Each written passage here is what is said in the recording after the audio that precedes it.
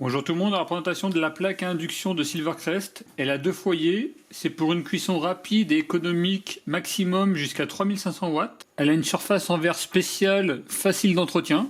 Elle est à induction, ce qui permet une faible déperdition énergétique. Elle chauffe rapidement. Elle est compatible pour les récipients de diamètre 16 jusqu'à 26 cm. Elle monte jusqu'à 240 degrés Celsius. Elle a un niveau de puissance pour le foyer gauche de 500 à 2000 watts et pour le foyer droit de 500 à 1500 watts. Elle a la fonction minuterie jusqu'à 180 minutes. Alors on y trouve la notice d'utilisation et la plaque à induction. Déjà ma première impression c'est quand même qu'elle est quand même assez imposante. Donc regardez bien les dimensions, c'est quand même une grosse plaque.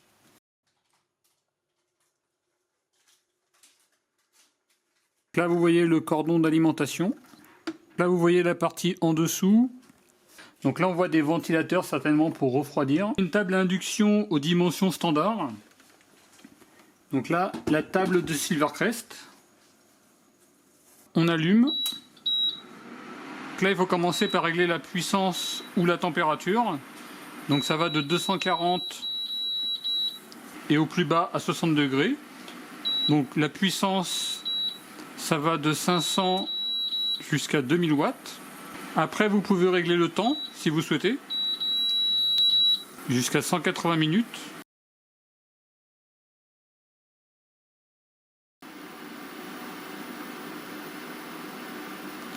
On est à peine sur du 60 décibels, mais à entendre, c'est quand même assez gênant. Donc là, branché et pas allumé, on est sur du 0,5 Wh. En termes de puissance, on a donc 2000 watts et 1500 watts. Alors pour atteindre la pleine puissance, tout dépendra de la taille et de la qualité de votre casserole. Par exemple, cette casserole-là, j'obtiens 1650 watts.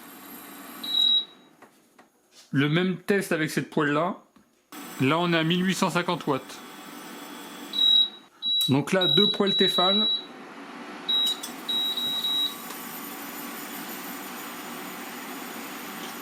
On monte à 3300 watts.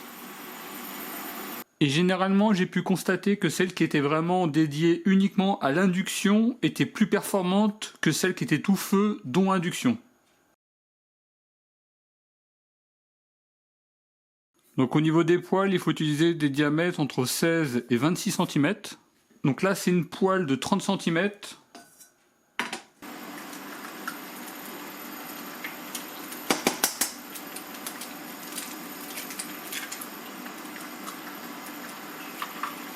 Donc là, je vais baisser la puissance, parce que c'est quand même un petit peu puissant.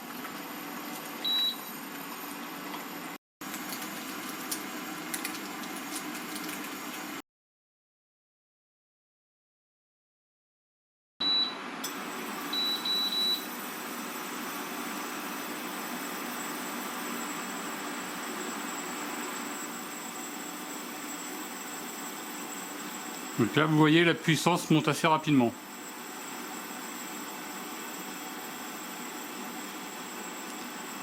La limite du détecteur étant de 200 degrés.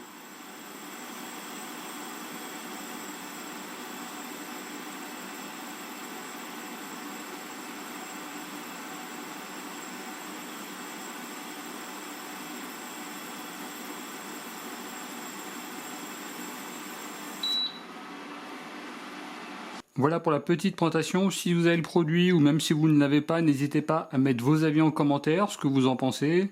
Au niveau de la puissance annoncée, elle est pratiquement respectée. La montée en température est assez rapide. Par contre, l'inconvénient étant le bruit. En tout cas, moi je vous remercie d'avoir regardé cette vidéo et je vous dis à très bientôt. Au revoir.